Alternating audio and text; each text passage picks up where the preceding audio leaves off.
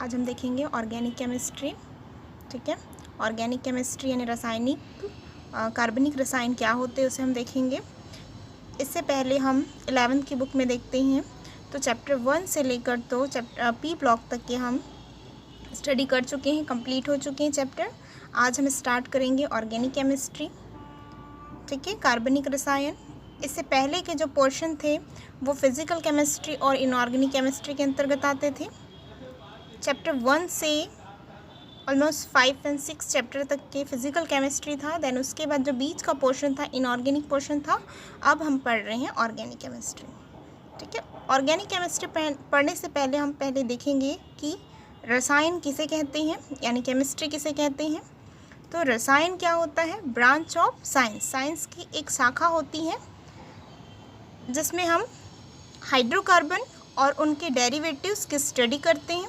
Hydrocarbons means जिसमें carbon और hydrogen दोनों प्रेजेंट रहते हैं तो वो हाइड्रोकार्बन कहलाते हैं। यानी जिसमें हाइड्रोजन और कार्बन ये हमें तत्व दिखाई देंगे, एलिमेंट दिखाई देते हैं, परमाणु दिखाई देते हैं कार्बन और हाइड्रोजन के, तो उसे हम हाइड्रोकार्बन कहते हैं। और उनसे जो उत्पन्न होने वाले जो यौगिक बनते हैं उसे हम हाइड्रोकार्बन के डेरिवेटिव्स कहते हैं।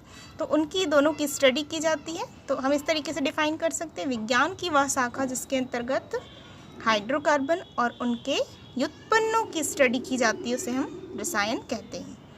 अब इसके बाद देखते हैं ऑर्गेनिक केमिस्ट्री क्या होता है, जिसमें हाइड्रोकार्बन के डेरिवेटिव्स और फंक्शनल ग्रुप यानी क्रियात्मक समूह दोनों उपस्थित होते हैं, उसे हम ऑर्गेनिक केमिस्ट्री कहते हैं।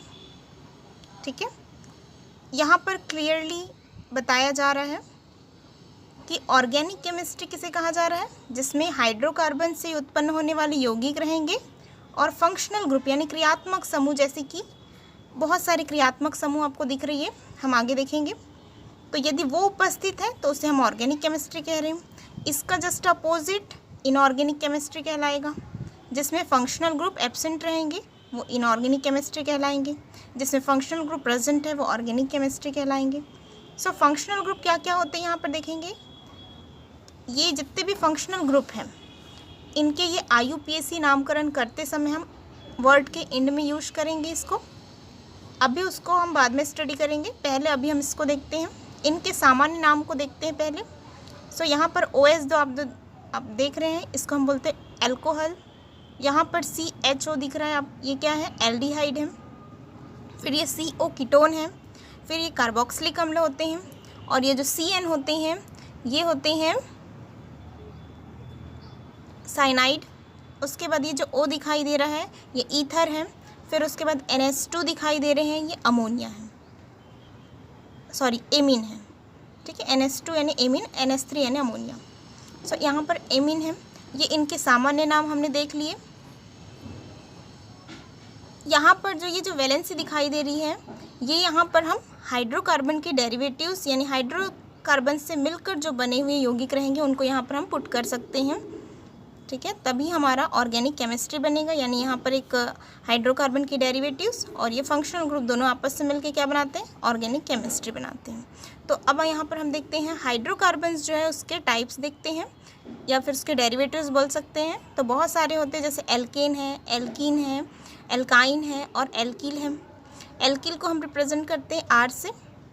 तो यहाँ पर एल्केन का फॉर्मूला ये है, एल्कीन का ये है और एल्काइन का फॉर्मूला ये है और यहाँ पर एल्किल का फॉर्मूला ये है।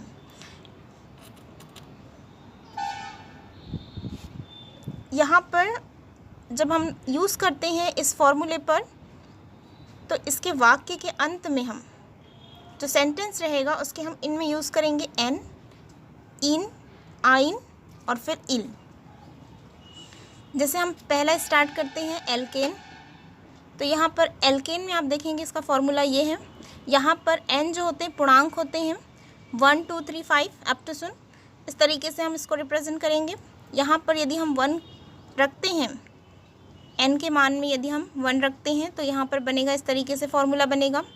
इस तरीके से बहुत सारे हाइड्रोकार्बन्स के हमारे एग्जाम्पल मिलते जाएंगे। CH4 मिला, C2H6 मिला यदि हम 2 रखेंगे तो एन के मान, यदि हम एन के मान 3 रखेंगे तो C3H8 हो जाएंगे।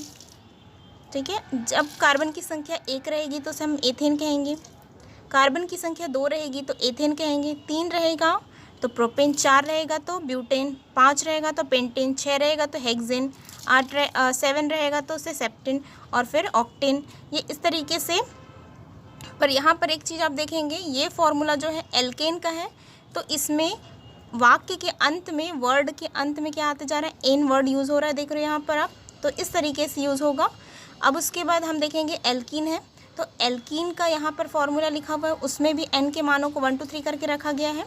यहाँ पर क्या हो जा, कार्बन की संख्या 1 है इसलिए यहाँ पर इन शब्द यूज़ होगा, तो मेथिन, एथिन, प्रोपिन। यहाँ पर एथिन जो है उसको एक और नाम से इंडिकेट करते हैं, एथिलीन। ठीक है, तो ये इस तरीके से आगे आप और भी बना सकते हैं, इनके मानों को रख के 4 5। फिर उसके बाद देखेंगे एल्काइन है, तो यहाँ पर एल्काइन है, यहाँ पर भी 1 2 3 करके मान रखें, तो उसमें आइनाइन वर्ड यूज़ होते जाएगा, तो मेथाइन, एथाइन, फिर प्रोपाइन। यहाँ एथाइन जो है उसको एक और नाम से जानते हैं, एसिटिलीन। ठीक है, फिर उसके बाद है एल्किल है, जिसको आर से प्रेफरेंस करते हैं। यहाँ पर एल्किल जो है उसका फॉर्मूला आप देखेंगे। उसके बाद आप यहाँ पर दिख रहे हैं एल्किल, एल्किल का फॉर्मूला लिखा हुआ है यहाँ पर, जिसे हम आर से प्रेजेंट कर रहे हैं। यहाँ पर वैसे ही 1 2 3 करके मान रखें, तो यहाँ पर क्या हो जाएगा, यहाँ पर इल शब्द का प्रयोग होता है, तो यहाँ पर मेथिल, एथिल, प्रोफिल, फिर आगे भी आप बनाते जाएंगे तो ब्यूटिल बनते जाएगा। ठीक है, तो यहाँ पर हमको बहुत सारे हाइड्रोकार्बन्स के एग्जाम्पल मिल चुके हैं। ठीक है, उन एग्जाम्पल्स को हम कैसे पुट करेंगे organic chemistry, as a organic chemistry के लिए यहाँ पर आप देखेंगे, यहाँ पर बहुत सारे फंक्शनल ग्रुप हैं, उनकी वैलेंसीज जहाँ पर दिख रही है वहाँ पर हम हाइड्रोकार्बन के बहुत सारी डेरिवेटिव्स जो एग्जांपल निकले वो यहाँ पर पुट कर सकते हैं। जैसे OH है, तो इसके साथ हमने यहाँ पर एक, आप देख रहे हैं यहाँ पर एग्जांपल, उसके साथ हमने यहाँ पर एक हाइड्रोकार्बन का डेरिवेटिव्स एल्कील को हमने क्या कर दिए, यहाँ पर ऐड कर दिए, तो ये क्या हो जाएगा, एल्कील एल्कोहल। इस आर के स्थान में हम क्या रख सकते हैं, मैथिल, एथिल, जो भी हम रख सकते हैं। यहाँ पर आप देख रहे हैं जैसे स्थान में एथिल, मैथिल, प्रोपिल यूज़ कर सकते हैं आर के स्थान में, तो यहाँ पर इसका नाम वैसे ही चेंज होते जाएगा, एथिल एल्कोहल हो जाएगा, या फिर एल्किल एल्कोहल बोल सकते हैं, मैथिल एल्कोहल बोल सकते हैं। ठीक है, फिर यहाँ पर आर के स्थान में ये हो गया एथिल, और ये क्या है, एल्डिहाइड, तो एथिल एल्डिहाइड हो गया। फिर ये मैथिल कार्बोक्सिलिक अम्ल हो गए। इनके सारे नाम मैंने आपको पहले ही बता दी हूँ, ये एल्कोहल है, ये एल्डिहाइड है, ये कीटोन है, ये कार्बोक्सिलिक अम्ल है, ये साइनाइड है, ये ईथर है, ये एमीन है।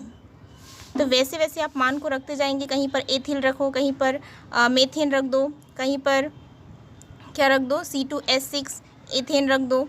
तो ये बहुत सारे हाइड्रोकार्बन के जो आपको मिले हुए हैं एग्जाम्पल, उसको आप पुट कर सकते हैं और उनके साथ फंक्शनल ग्रुप ऐड करते जाओगे, तो ये ऑर्गेनिक केमिस्ट्री के बहुत सारे कंपाउंड्स बनते जाएंगे, नए नए, यानी नए नए यौगिक बनते जाएंगे। जैसे यहाँ पर आपने ये जो है, यहाँ पर आप दिख रहे हैं, O दिख रहा है, O मीन्स ईथर है यहाँ पर, तो यहाँ दोनों साइड में जो वैलेंसी दिख रही है वहाँ पर आप हाइड्रोकार्बन्स को यूज़ कर सकते हैं, उनके यौगिकों को। जैसे RR यूज़ कर लिया हमने, तो यहाँ पर डाई एथिल ईथर बोल सकते हैं, या फिर आप मेथिल रख रहे हैं तो डाई मेथिल ईथर हो जाएगा।